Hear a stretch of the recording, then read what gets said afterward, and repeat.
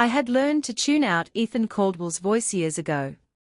It wasn't intentional at first, it was survival. The same way you stop noticing traffic noise when you live near a busy street. Tonight, at his outrageously expensive wedding reception, that skill was working overtime. Myers wonderful with creativity, Ethan announced loudly to a group of his former Wall Street colleagues near the bar, but finance. Not her thing. Numbers confuse her. Laughter followed. Polite? Predictable. I stood a few feet away, sipping champagne, adjusting the strap of my coral bridesmaid dress, the exact shade his bride Isabella Grant had chosen because it drained all color from my skin. Subtle cruelty. Isabella excelled at that. Ethan had always been the star. Ivy League MBA by 26. Vice President by 29. Now, at 33, he was marrying into real power. Isabella's father sat on multiple corporate boards across Manhattan. This wedding cost over $1 million, though Isabella complained endlessly about keeping it small. I was 31. Living in Brooklyn. Freelance graphic designer. Or at least, that's what everyone believed. Remember her little online shop, my mother whispered to Isabella's mother. Lost money on shipping for months until Ethan stepped in. She's sweet, Isabella's mother replied.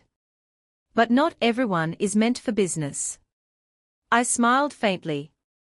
What no one noticed was how easy it was to let them believe that version of me. While Ethan built his reputation loudly, I worked quietly. 10 years earlier, fresh out of design school, I'd started investing small amounts. A few thousand here. A few hundred there. I studied patterns. Undervalued tech companies. Long-term growth. 3 years in, my portfolio crossed 2 million. 5 years, 15 million. 8 years, 90 million. No flashy lifestyle. No announcements. Everything moved through a private trust named after my grandmother, Northbridge Capital. To my family, I was still Maya, the artistic sister who didn't understand money. And that was exactly how I wanted it. 6 months before the wedding, Ethan launched his dream project, Summit Venture Group. He left his corporate role with dramatic confidence, raising nearly $200 million from investors, friends, former colleagues, and Isabella's powerful father. The firm became his identity. His proof that he was more than corporate polish. What Ethan never knew was that Northbridge Capital owned 81% of Summit Venture Group's voting shares. I invested $160 million through layered trusts and shell entities. To Ethan, the money came from anonymous European investors and discreet American family offices. To me, it was insurance. At the reception, my phone vibrated. A message from Laura Bennett, my longtime legal partner. Board meeting moved to Sunday, 9 a.m. Chairman confirmed. Documents ready. I typed back calmly, perfect. Ethan's firm had been bleeding money. 7 failed investments.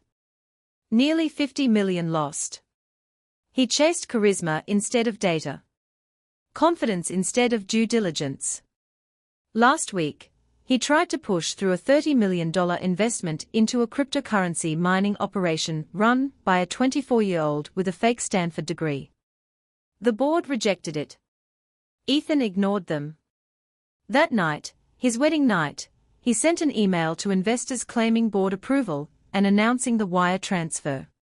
That wasn't ambition. That was fraud. I stepped onto the terrace when my phone rang again. Miss Caldwell, said Jonathan Pierce, chairman of the board. We have a serious issue. I listened quietly as Manhattan glittered behind the glass. His misrepresenting board approval, Jonathan continued.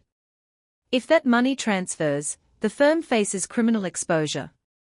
Inside, Ethan laughed with Isabella's father, completely unaware.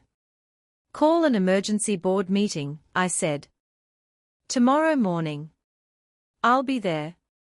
Jonathan hesitated. That will reveal, I know. Back inside, Ethan toasted family and success, offering to teach me basic investing someday. I raised my glass. To understanding, I said softly. Minutes later, his phone buzzed. His smile vanished. Who the hell is Northbridge Capital? He mouthed from across the room. I smiled back. Sunday morning was cold and grey. I arrived at Summit Venture Group's offices at 8:45 a.m., wearing a charcoal suit and carrying 10 years of records. Ethan arrived late. Agitated. Still dressed like he'd rolled straight out of a honeymoon suite. When he saw me enter the boardroom, confusion flickered across his face. Maya. What are you doing here? Jonathan spoke calmly. Miss Caldwell is here at my request. The room went silent as documents slid across the table. Northbridge Capital, Jonathan explained, is owned and controlled by Maya Caldwell. Ethan laughed. Then stopped. That's impossible. I met his eyes. It's not. The room felt smaller once the truth was spoken out loud. Ethan sat frozen as I opened my leather portfolio and slid document after document across the polished conference table. Incorporation papers. Trust structures. 10 years of verified investment records. Audited financial statements stamped by 3 different firms. This is Northbridge Capital, I said calmly. Founded 10 years ago. Sole principal investor, me. Ethan flipped through the pages with shaking hands. This isn't real, he muttered. You're a freelance designer. You live in Brooklyn. You asked me about stocks at Thanksgiving. I replied evenly, because it was easier than correcting you. Jonathan Pierce leaned forward. Mr. Caldwell, these documents have been verified by independent counsel. There's no dispute. Ethan's face drained of color. So, you've been rich this entire time. I've been private, I corrected. There's a difference. Before he could respond, Laura Bennett, representing legal counsel, cleared her throat. We should address the immediate issue, the cryptocurrency investment. I slid another folder forward. We ran a background check on the founder. His Stanford degree is fake. His name isn't even real. The mining operation is a shell funneling money into offshore accounts. That's impossible, Ethan snapped. I vetted him personally. With fake references, Laura replied. From companies that don't exist. The silence that followed was suffocating. You were about to wire $30 million into a Ponzi scheme, I said. And you lied to investors about board approval to do it. I was going to get approval, Ethan said weakly. That's not how governance works, Jonathan said. That's fraud. Ethan slammed his hand on the table. I worked on Wall Street. I know how this industry works. You've been CEO for 6 months, Jonathan replied quietly. In that time, you've lost $47 million across 7 failed investments. Ethan looked around the table, searching for support. No one met his eyes. That was the moment he realized something far worse than failure. He had never been in control. Jonathan folded his hands. As chairman, I'm obligated to ask the majority shareholder how she wishes to proceed. Ethan's head snapped toward me. You're enjoying this, he accused. This is revenge. This is responsibility, I said. Something you ignored. Jonathan continued, the board has reviewed Mr. Caldwell's actions. The losses. The reckless investments.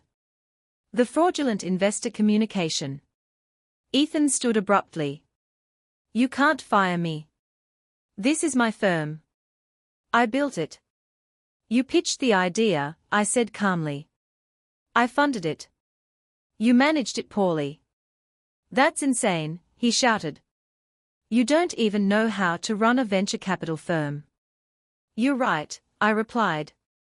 Which is why I'm not taking over. Jonathan nodded. We propose appointing an interim CEO, while conducting a national search. No, Ethan said, panic creeping into his voice. I won't accept this.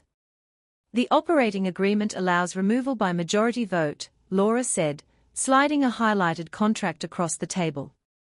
Jonathan looked around. All those in favor of removing Ethan Caldwell, as CEO of Summit Venture Group, effective immediately. One by one, hands rose. 7-0. Ethan's shoulders sagged. After everything, my own sister does this to me. I tried to protect the company quietly, I said. You forced my hand. You ruined my life, he whispered. No, I replied softly. You made choices. I stopped the damage. Jonathan stood. Mr. Caldwell, you have two options. Resign voluntarily and retain your equity, or be terminated for cause, which voids it and exposes you legally. Ethan's phone buzzed. He glanced at the screen. Isabella. His voice broke. How do I tell my wife I got fired on our honeymoon? That depends, I said. Do you tell her the truth, or do you blame me? He said nothing. I left the boardroom alone. Behind me, Ethan remained seated at the head of the table, staring at documents that proved his world had never truly been his. Outside, Manhattan moved on. Coffee shops opened. Taxis honked. People walked dogs, unaware that a corporate empire had just changed hands. In the elevator, Jonathan cleared his throat. That couldn't have been easy. He's still my brother, I said. But I won't let his ego destroy what I built. And now, he asked. I'm flying to Singapore tonight, I replied. There's a robotics firm I want to evaluate. The doors opened. My phone buzzed. Ethan, I hate you. I stared at the message for a moment before replying.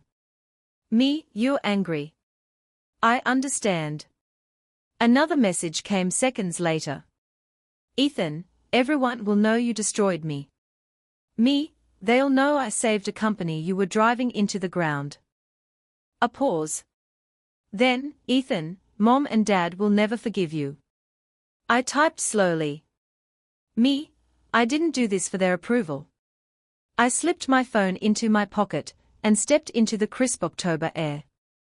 4 years, I had let them believe I was small. Confused. Dependent. Invisible. The truth was simpler.